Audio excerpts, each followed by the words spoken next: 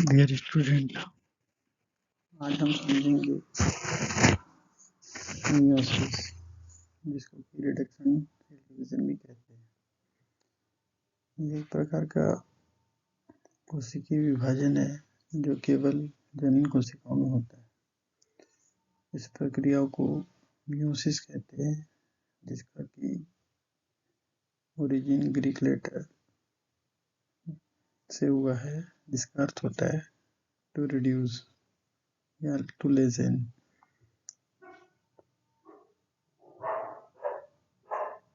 यह एक ऐसा डिवीजन है जो एक पेरेंट सेल से, एक डिप्लॉइड पेरेंट सेल से 4 हैप्लॉइड गैमेट्स बनते हैं। यहाँ पर एक के बाद एक 2 डिवीजन होते हैं, जिसके नाम है मियोसिस फर्स्ट और मियोसिस सेकेंड।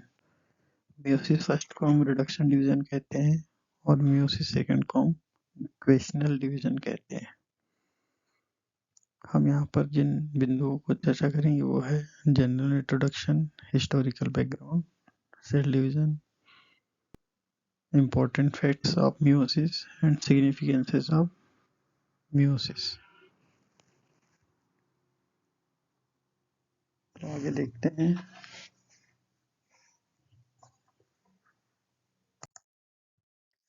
meiosis शब्द की खोज सर्वप्रथम ऑस्कर हार्टविग ने सन 1976 में सियरचिन के एग में की थी। फिर बेल्जियम जियोलॉजिस्ट E.V. बेनेडन ने एस्केरिस, जो राउंड वर्म होता है, उसमें ये देखा कि उसके स्पर्म और ओवम में 2 क्रोमोसोम है, जबकि जायगोट में 4 क्रोमोसोम है। इससे यह बात पता लगी कि क्रोमोसोम की संख्या आधी हो जाती है।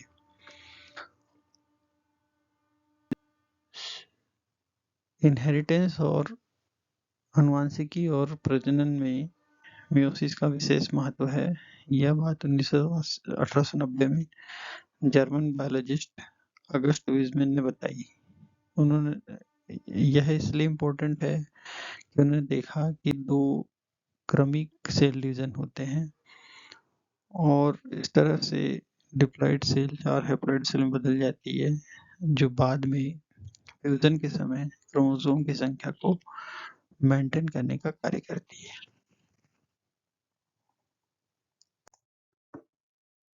सन 1911 में अमेरिकन जेनेटिस्ट T.H. मॉर्गन ने यह बताया कि मियोसिस में क्रॉसओवर होता है, क्रॉसिंग ओवर होता है, और यह खोज उन्होंने फ्रूट फ्लाई ड्रोसोफिला मेलानोगास्टर पर की थी।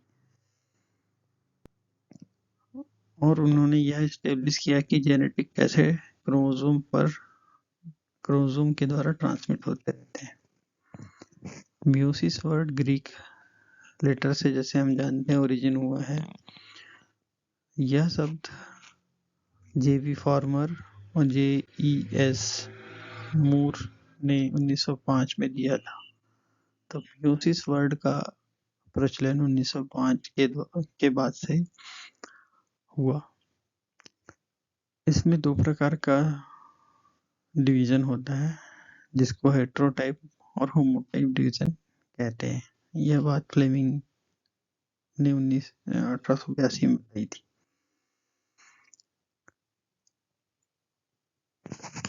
आगे देखते हैं कि ये मियोसिस जो है कैसे विकसित होता है। मियोसिस में इंटरफेज अवस्था आती है, जिसमें कि ग्रोथ फेज या गैप फेज बोलते हैं, जिसको जीवन फेज के नाम से जाना जाता है। इसमें प्रोटीन की सिंथेसिस और उन एंजाइम की सिंथेसिस होती है जो डीएनए के रेप्लिकेशन में काम आती है। डीएनए का रेप्लिकेशन इसके बाद की अवस्था होती है, इसलिए उसमें लगने वाली सभी चीजें जीवन फेज में बन जाती है। इसके बाद एस फेज आती है। एस फेज में जेनेटिक मटेरियल जो है रेप्लिकेट होता है, मतलब वह कार्य होता है जबकि डीएनए स्ट्रैंड एक सिंगल डीएनए स्ट्रैंड एक सिंगल डबल स्ट्रैंडेड डीएनए दो डबल स्ट्रैंडेड डीएनए में कन्वर्ट हो जाता है। क्रोमोसोम डुप्लीकेट हो जाता है और उसके बाजू में एक आइडेंटिकल सिस्टर क्रोमेटिड बन जाती है, और ये सभी क्रोमेटिड्स सेंट्रोमियर पर जुड़े होते हैं। यह पॉलीप्लॉइड इसलिए नहीं होती क्योंकि सेंट्रोमियर वही होता है। लाइट माइक्रोस्कोप में यह क्रोमोसोम हमें दिखाई देता है, और इसके बाद आती है G2 फेज अवस्था। G2 फेज अवस्था, जैसे कि हम जानते हैं कि माइटोसिस में तो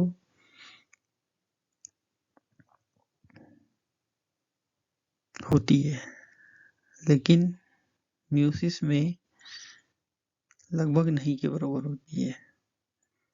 म्यूटिक प्रोफेज क्रॉस जो होता है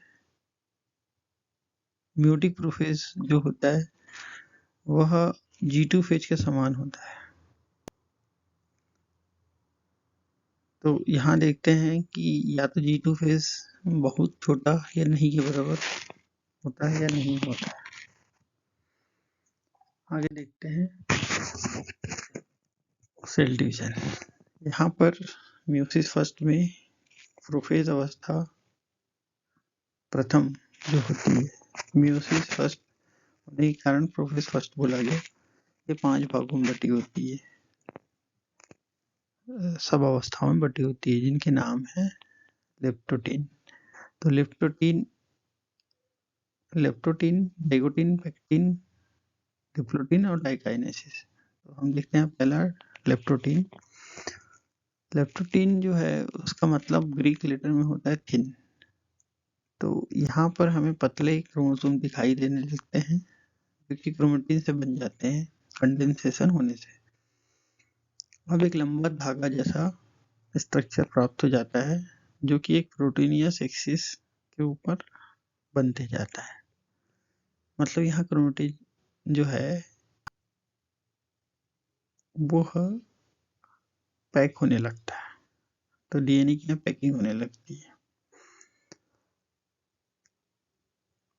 क्रोमोसोम न्यूक्लियर एनवेलप जो है उसकी तरफ इकट्ठे होने लगते हैं।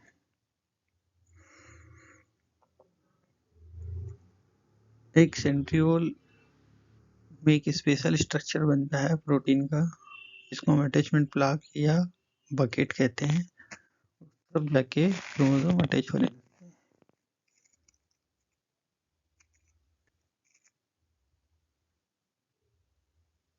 जैसा कि हम जानते हैं कि हर क्रोमोसोम रेप्लिकेट होके दो सिस्टर क्रोमेटिड्स में बदल जाता है, और ये हमें एक सिंगल स्ट्रक्चर रूप में दिखाई देता है, और उनके बीच में बीड लाइक थिकनिंग, जिसको हम क्रोमोमियर्स कहते हैं, दिखाई देने लगते हैं। इसके बाद आता है म्यूसिस फर्स्ट का की अवस्था प्रोफेज, जिसकी सब अवस्था जाइगोटीन। जाइगोटीन अवस्था का ग्रीक लेटर से ओरिजिन हुआ है। जाइगोन का मतलब होता है एडजॉइनिंग या पेयरिंग। तो यहाँ बनने वाले क्रोमोसोम को जाइगोनिमा कहते हैं। यह कुछ घंटे के लिए होती है, और इस सब अवस्था पे दोनों जो होमोलोगस क्रोमोसोम है वो पास पास आके पेयरिंग करते हैं। तो पेयरिंग करने का काम जो होता है वो किसके अंदर होता है? जाइगोटीन अवस्था, सब अवस्था के अंदर।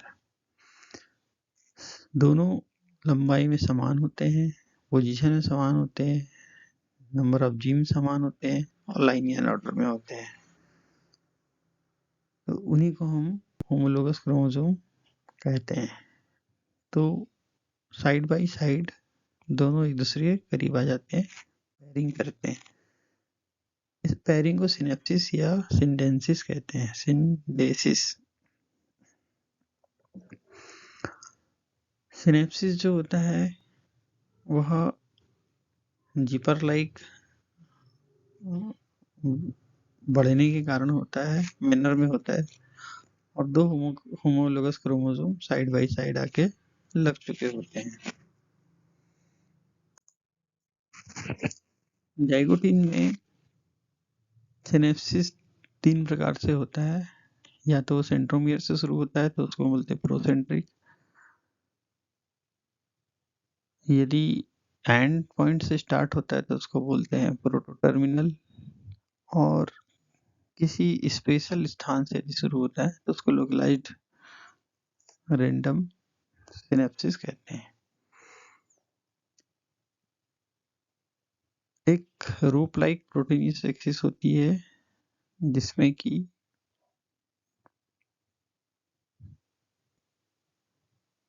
इस तरह से लेडर लाइक स्ट्रक्चर, जिसको हम बोलते हैं सिनेप्टोनिमल कॉम्प्लेक्स, यह बनने लगता है। सिनेप्टोनिमल कॉम्प्लेक्स जो सबसे पहले डिस्क्राइब किया था उन वैज्ञानिक का नाम था मोसेस, 1956। प्रोटीन ही यहाँ पर मेन कंपोनेंट होता है, और इस प्रकार से पेयर्ड क्रोमोसोम को हम बाइवेलेंट कहते हैं। इसमें फिर फर्दर यानी आगे और ज्यादा पैकेजिंग होती है और क्रोमोसोम और सॉर्ट हो चुका होता है।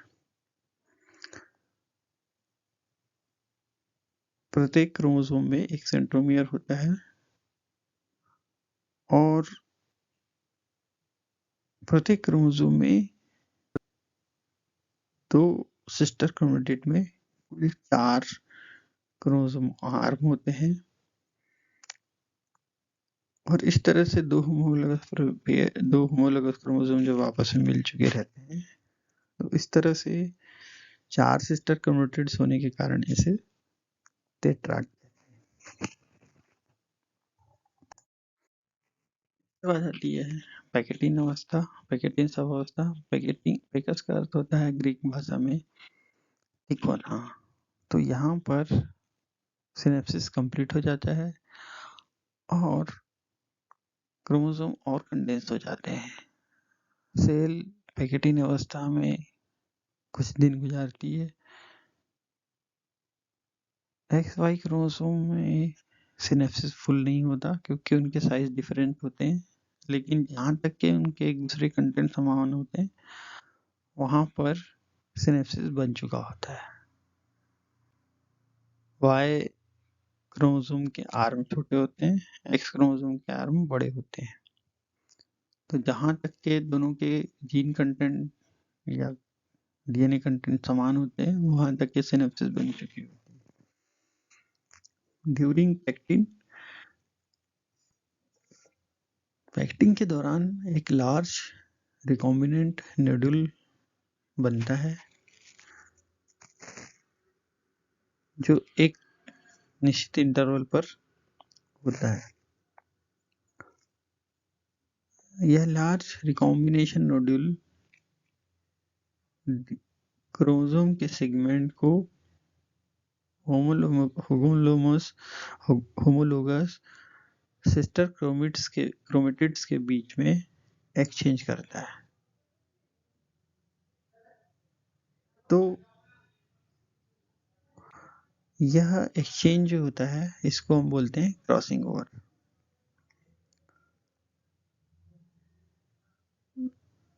जो 2 नॉन सिस्टर क्रोमेटिड्स जिसको हमने अभी बोला कि वो पेयरिंग करते हैं, और ये जो लार्ज रिकॉम्बिनेशन नोड्यूल है एक प्रोटीनेस स्ट्रक्चर है, एंजाइम की सहायता से 2 क्रोमोसोम जो होमोलोगस हैं के बीच डीएनए या क्रोमोसोम सेगमेंट को एक्सचेंज करता है। और एंजाइम जो होते हैं मदद करने के लिए एंडोन्यूक्लियस एंड लाइगेसेस। यह क्रोमेटिड को तोड़ते हैं और जोड़ते हैं।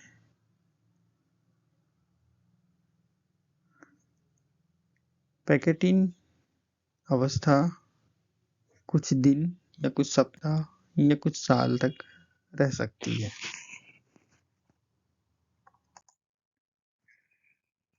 देखते हैं डिप्लोटीन सभावस्था, जो प्रोफेज फर्स्ट मियोसिस फर्स्ट की चौथी सभावस्था है।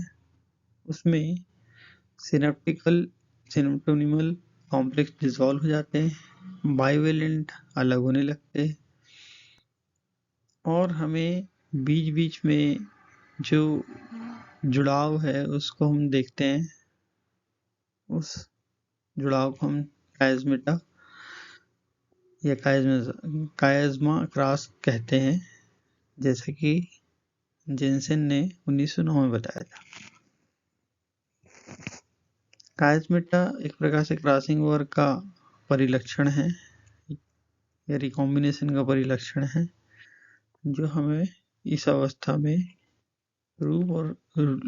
लूप और रिंग्स में दिखाई देते हैं, जैसे कि डायग्राम में देखते हैं हम।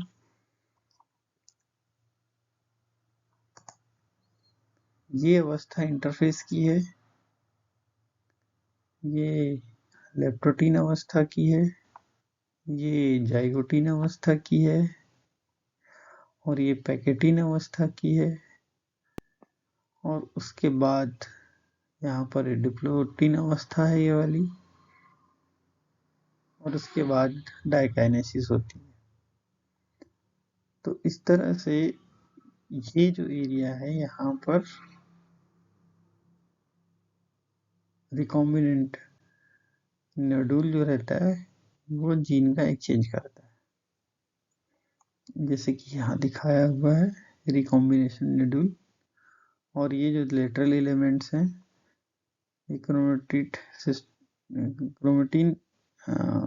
धागे जो कि क्रोमेटिड्स के रूप में हमें दिखाई देते हैं। ये नंबर लिखा हुआ है 1, 2 एंड 3, 4। मतलब यहाँ 4 क्रोमेटिड होते हैं, 2 इस साइड 2 इस साइड, इस तरह से। और यह इनके बीच एक्सचेंज होता है 1, 2 से 3, 4 और 3, 4 से 1, 2।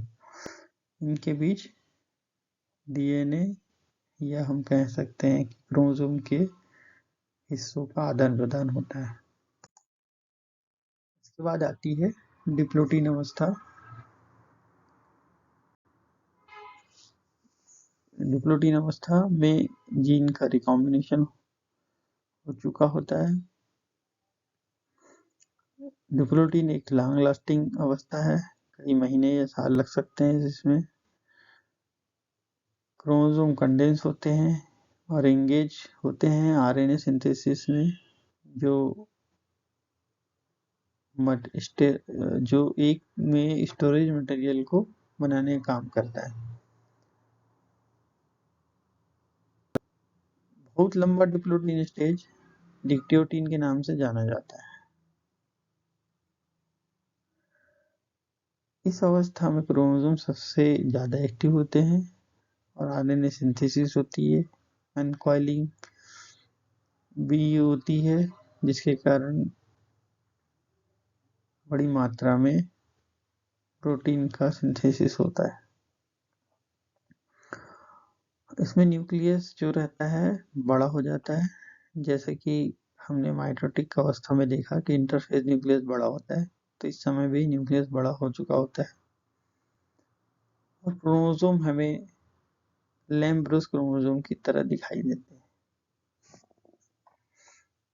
कुछ केसेस में हमें लैम्ब्रो क्रोमोसोम इस कारण ही दिखाई देते हैं।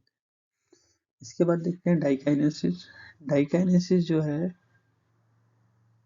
इसका अर्थ होता है डाई मतलब अक्रॉस आर मूविंग बिटवीन। तो एक्चुअल जो है, अब आरएनए सिंथेसिस यहाँ बंद होती है, क्रोमोसोम कंडेंस हो जाते हैं और यह न्यूक्लियर एनुल से अलग हो जाते हैं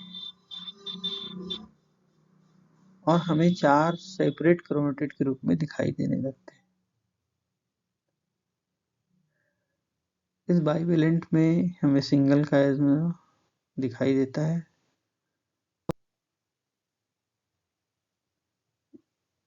जबकि कुछ जगहों पे 2 या उससे अधिक काइज़्मा दिखाई देते हैं, जिसके कारण लिंक रूप हमें प्राप्त होते हैं। काइज़मेटा सेंट्रोमियर से एंड की तरफ मूव करते दिखाई देते हैं और इस तरह से आखिरी में मूविंग करते हुए आखिरी में जाके खत्म हो जाते हैं। अब ये अवस्था शुरू होती है मेटाफेज की, यहाँ से, इसके बाद से। इसलिए अब मेटाफेज की अवस्था जब भी प्रोफेज की अवस्था में हम जानते हैं कि धीरे धीरे न्यूक्लियर मेम्ब्रेन डिसअपियर होने लगता है, तो ये आखिरी अवस्था है प्रोफेज सब अवस्था प्रोफेज की। इस कारण न्यूक्लियोलस और न्यूक्लियर मेम्ब्रेन धीरे धीरे डिसॉल्व होने लगते हैं, स्पिंडल का फॉर्मेशन हो जाता है, सेंट्रियोल विपरीत ध्रुवों की ओर सरकने लगते हैं, जाने लगते हैं।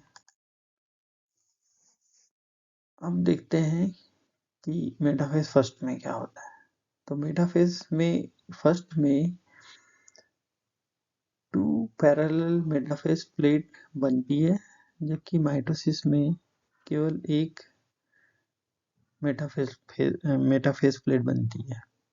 यहाँ पर जो 2 होमोलोगस क्रोमोसोम है, दोनों पोल से, विपरीत पोल से एक स्पिंडल फाइबर आके उसके काइनेटोकोर पर अटैच हो जाता है। और जिस तरह से ये दिखाया जा रहा है, इस तरह से ये एक प्लेट हो गई और ये दूसरी प्लेट नीचे हो गई, एक ये हो गई और दूसरी ये वाली हो गई। तो इसलिए लिखा 2 पैरेलल मेटाफेज प्लेट बन जाती है।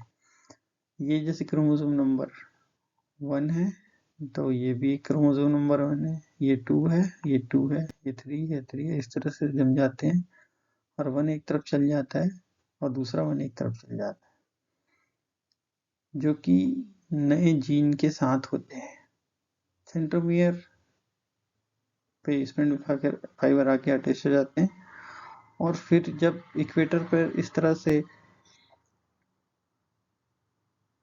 क्रोमोसोम जम चुके होते हैं, तो इसके बाद एनाफेज अवस्था आती है।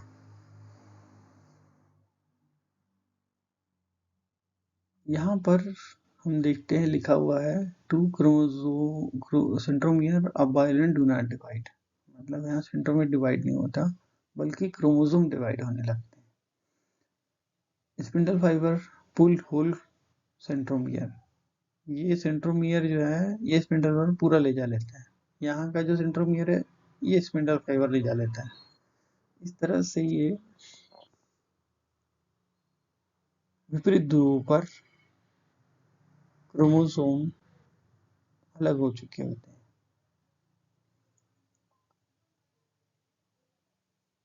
यहाँ पर होमोलोगस क्रोमोसोम अलग होते हैं, ना कि क्रोमेटिड्स। इस बात को बहुत ध्यान रखना है और यही वो कारण है जिसके कारण रिडक्शन डिवीजन होता है। इस प्रकार क्रोमोसोम की संख्या नंबर में आधी हो जाती है। सेपरेशन ऑफ क्रोमोसोम इस प्रकार का होमोलोगस डिसजंक्शन कहलाता है। अब देखते हैं टेलोफेज अवस्था। टेलोफेज अवस्था वो अवस्था है जब एनाफेज अवस्था खत्म हो जाती है। एनाफेज अवस्था ध्रुवों तक क्रोमोसोम को पहुंचाने के बाद खत्म हो जाती है। ध्रुवों पर एकत्रित क्रोमोसोम के ऊपर सेम उसी तरीके से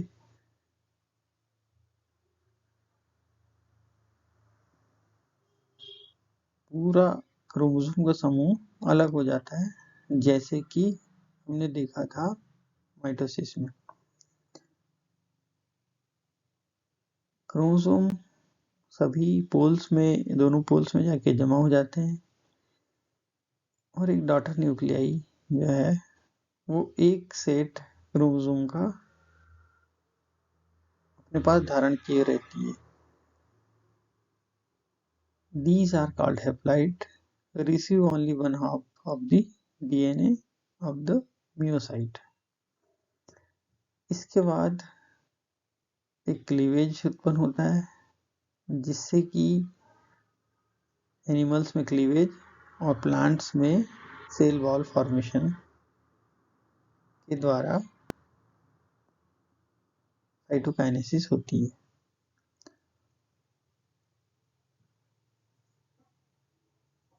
कई बार कुछ पौधों में साइटोकाइनेसिस ना होके सीधे सीधे म्यूसिस सेकंड में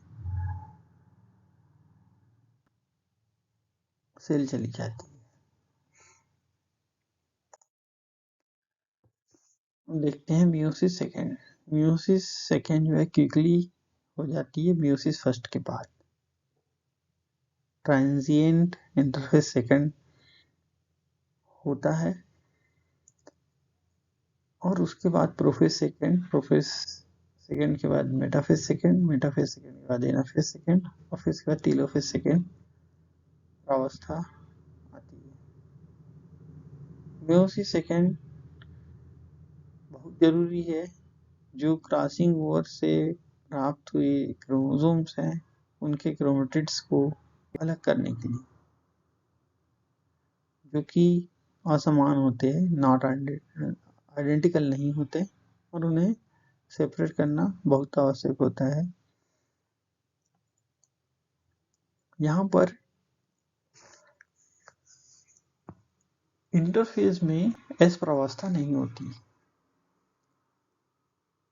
तो डीएनए यहाँ रेप्लिकेट नहीं करता, क्योंकि डीएनए को रेप्लिकेट करने की कोई जरूरत नहीं। इसके बाद जो दो क्रोमेटिड हैं वह माइटोसिस की तरह फिर से अलग अलग होकर विपरीत ध्रुव पे चले जाते हैं, और इस तरह से हमें मियोसिस सेकेंड कंप्लीशन होने पर एक पेरेंट डिप्लॉयड सेल से 4 हैप्लॉयड डॉटर न्यूक्लियाई या सेल प्राप्त होती है। यहाँ पर मियोसिस फर्स्ट के होने के बाद जो क्रोमोसोम की संख्या होती है, मियोसिस सेकंड के बाद उतने ही क्रोमोसोम की संख्या होती है, क्योंकि ये मियोसिस सेकंड होमोटाइपिक डिवीजन है, जिसमें कि क्रोमोसोम की संख्या पेरेंट सेल से समान होती है।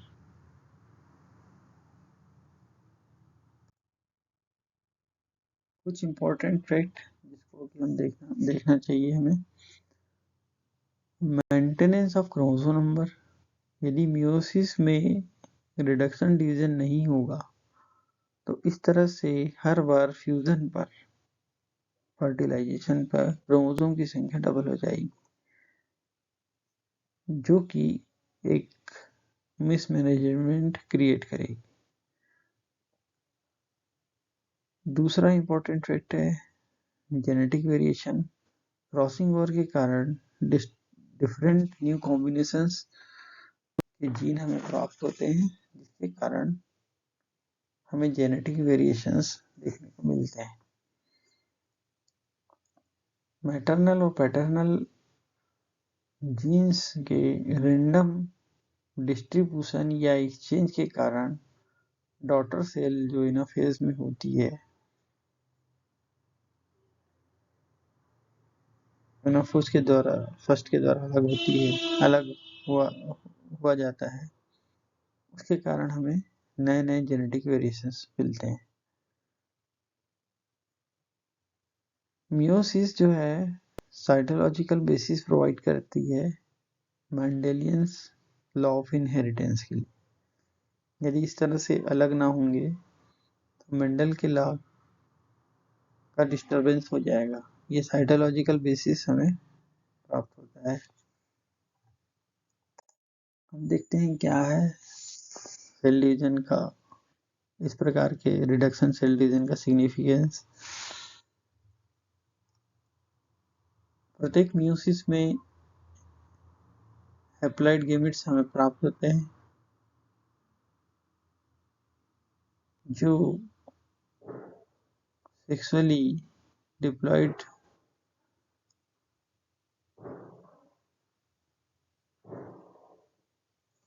ऑर्गेनिज्म को जन्म देते हैं। मियोसिस गैमेटोजेनेसिस के रूप में भी समझा जा सकता है और फर्टिलाइजेशन, ये दोनों एक दूसरे के कोऑर्डिनेशन में कार्य करते हैं और क्रोमोसोम की संख्या जेनरेशन टू जेनरेशन कांस्टेंट रहती है।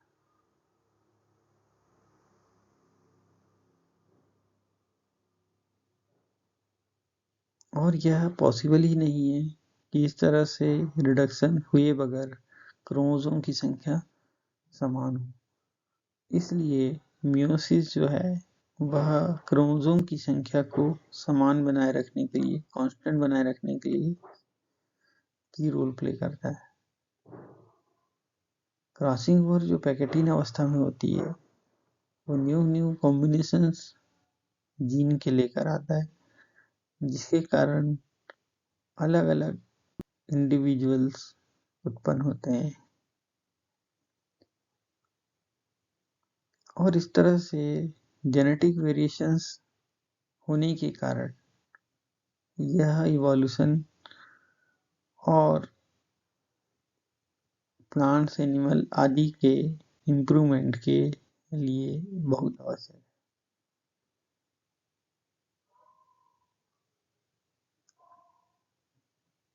इस तरह से क्रोमोसोम का मियोसिस में बिहेवियर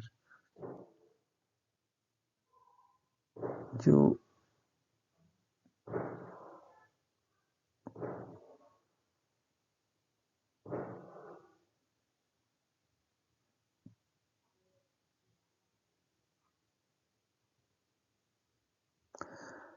क्रोमोसोमल और जीनोमिक म्यूटेशन जो है यह मियोसिस से उत्पन्न वेरिएशन के कारण भी संभव होता है।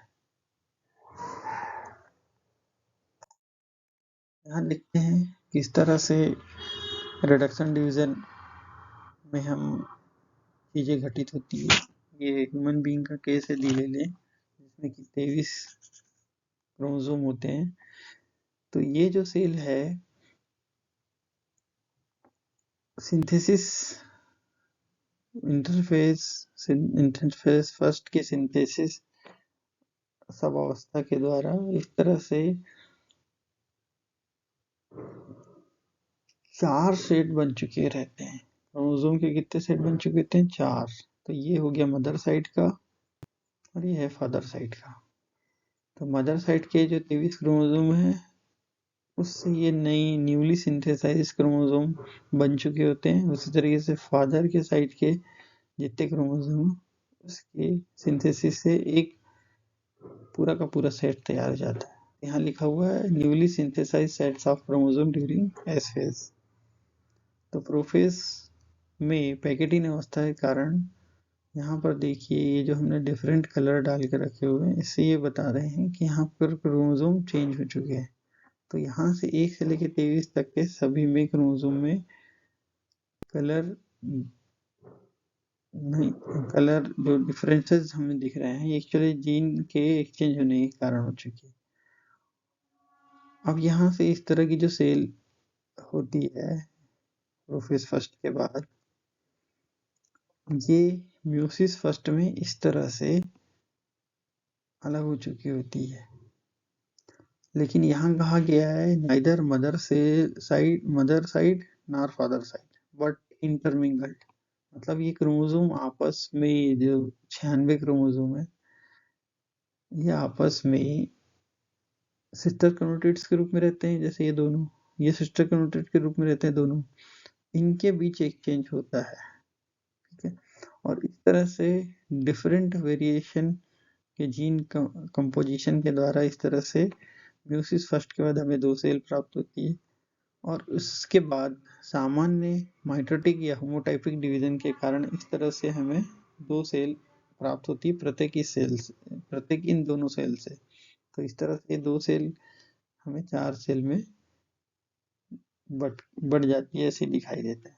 यहाँ लिखा हुआ है 2n/2 आफ्टर सिंथेसिस फेज। तो रेप्लिकेशन फेज के बाद ये 2n डबल हो चुका होता है और इस तरह हमें 4 daughter nuclei cell meiosis second के बाद दिखाई देते हैं।